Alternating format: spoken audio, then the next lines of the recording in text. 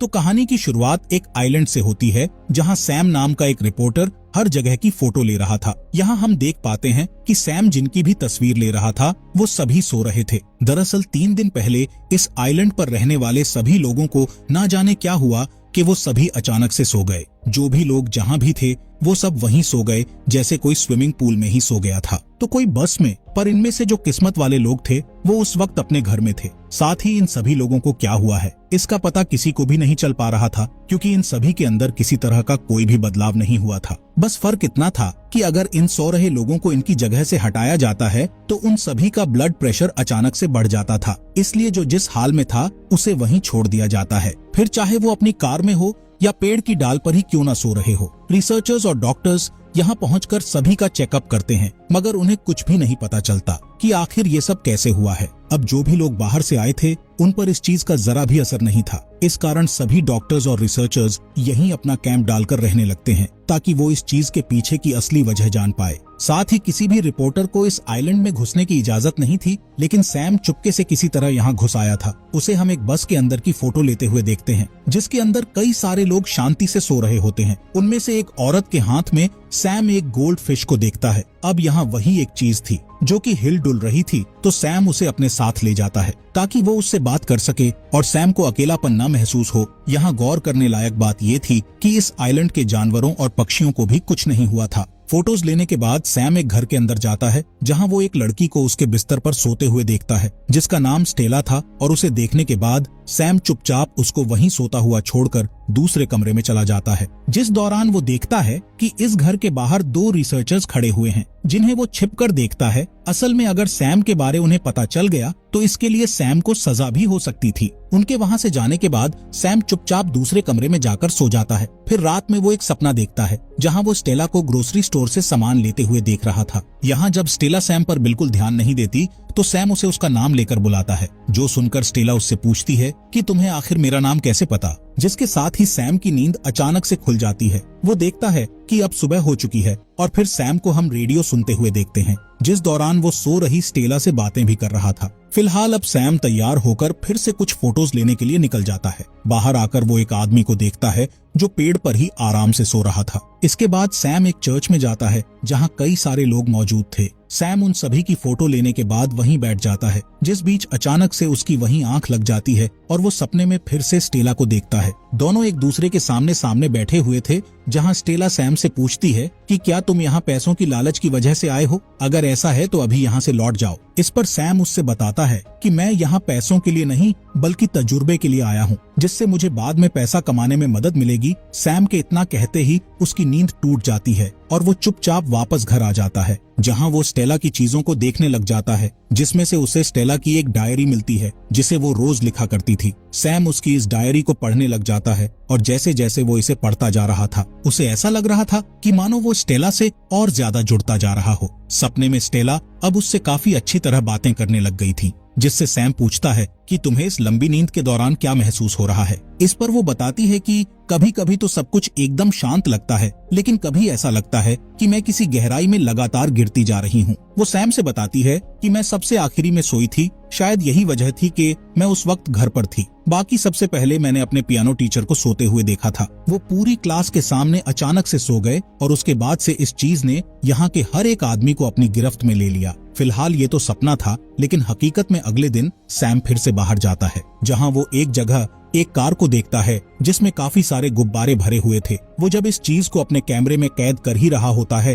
तभी वो देखता है कि सामने के घर की बैल्कनी पर 2 रिसर्चर्स खड़े हुए हैं। अब इससे पहले वो सैम को देख पाते, वो छिप जाता है और जल्दी से घर वापस आ जाता है। सैम को ये एहसास हो चुका था कि यहाँ रुकने की वजह से वो मुसीबत में पड़ सकता है, तो वो जल्दी से अपना सारा सामान पैक करके यहाँ से निकल जाता है। मगर जब वो किनारे पर बोट के पास पहुँचता है तो वो काफी देर तक वहाँ खड़ा होकर सोचने लग जाता है। दरअसल उसका दिल स्टेला को छोड़कर जाने का नहीं कर रहा था, इसलिए सैम वापस लौटने का फैसला लेता है ताकि वो स्टेला के साथ और समय बिता पाए। यहाँ हम समझ पाते हैं कि सैम कहीं ना कहीं स्टेला को पसंद करने लगा था। वो अब जब भी सोता तो स्टेला उसके सपनों में उससे बात करने के लिए वहाँ मौजूद रहती। इसी तरह एक दिन जब वो सो जाता है तो सपने में वो स्टेला को अपने सामने बैठा हुआ देखता है। वो सैम से पूछती है कि तुम मुझे आज असली कारण बताओ कि तुम यहाँ क्यों आए हो। यहाँ स्टेला की जिद पर सैम आखिर उसे असलियत बताता है कि मैं इस आइलैंड पर 1 साल पहले अपनी छुट्टियां बिताने आया था। उस वक्त मैंने तुम्हें एक ग्रोसरी स्टोर में देखा, जिसके बाद तुम सीधा एक रेस्टोरेंट में गई,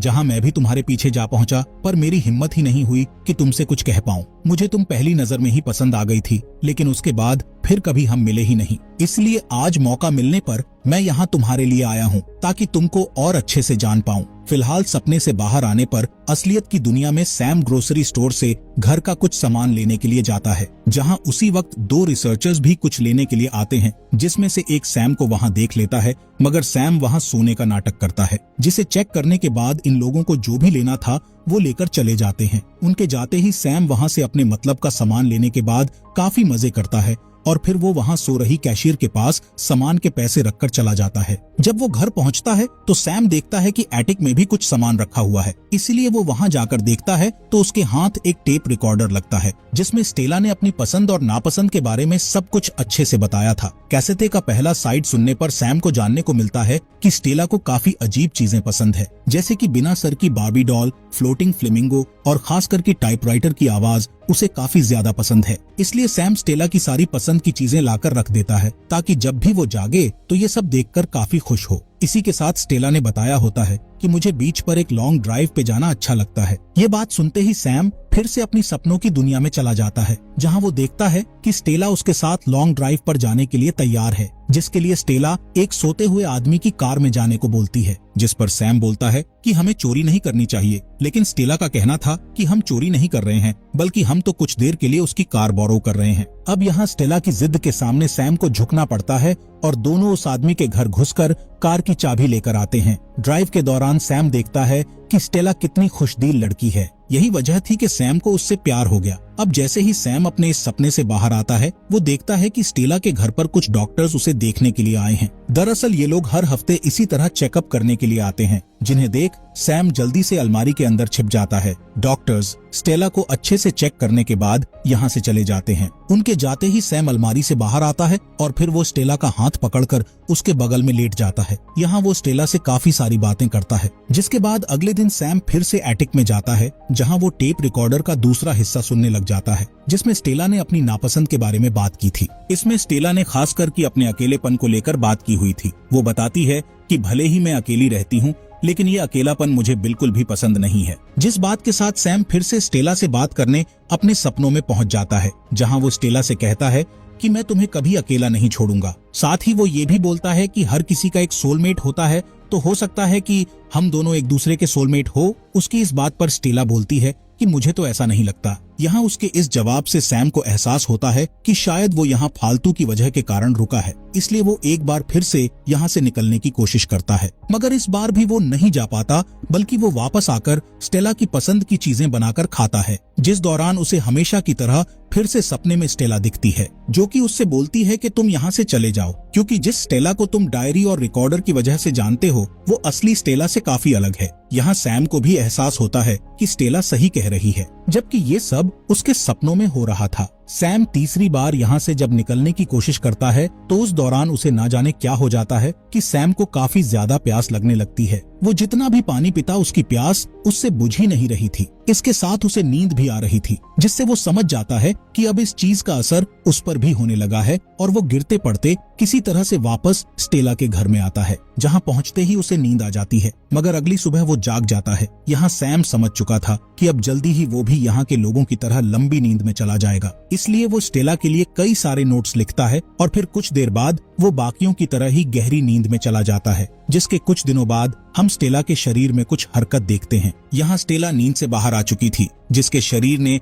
अब बिल्कुल भी एनर्जी नहीं बची थी, क्योंकि वो पूरे 3 हफ्तों की नींद के बाद उठी थी। वो किसी तरह से नल के पास जाकर पानी पीती है और तभी स्टेला की नजर वहाँ रखे एक दूसरे टूथब्रश पर पड़ती है, जिससे वो समझ जाती है कि यहाँ उसके अलावा कोई और भी है। वो घर में देखती है तो उसे वहाँ अपना टेप रिकॉर्डर, बिना सर की बार्बी डॉल और बड़ा सा फ्लेमिंगो दिखता है, जिन्हें देखने के बाद वो दूसरे कमरे में जाती है तो वहाँ स्टेला सैम को सोते हुए देखती है। स्टेला उसे उठाने की काफी कोशिश करती है, लेकिन वो नहीं जागता। स्टेला को उस पर काफी ज्यादा गुस्सा आ रहा था, क्योंकि उसे ये पता चल चुका था कि सैम ने उसकी डायरी पढ़ी और रिकॉर्डिंग भी सुनी। वो सैम को मारकर जगाने की काफी कोशिश करती है, पर कोई फायदा नहीं होता और इसी बीच स्टेला को सैम के लिखे हुए नोट्स मिलते हैं, जिनके जरिए सैम ने स्टेला से उसकी डायरी पढ़ने और रिकॉर्डिंग सुनने के लिए माफी मांगी थी। साथ ही उसने स्टेला से ये भी बोला था कि तुम्हारा अकेलापन तभी दूर हो सकता है जब तुम अपने आसपास की दीवार को गिराकर लोगों को खुद तक पहुंचने दोगी। यहाँ स्टेला जान पाती है कि एक अजनबी होने के बावजूद सैम उसे काफी अच्छी तरह समझ सकता था,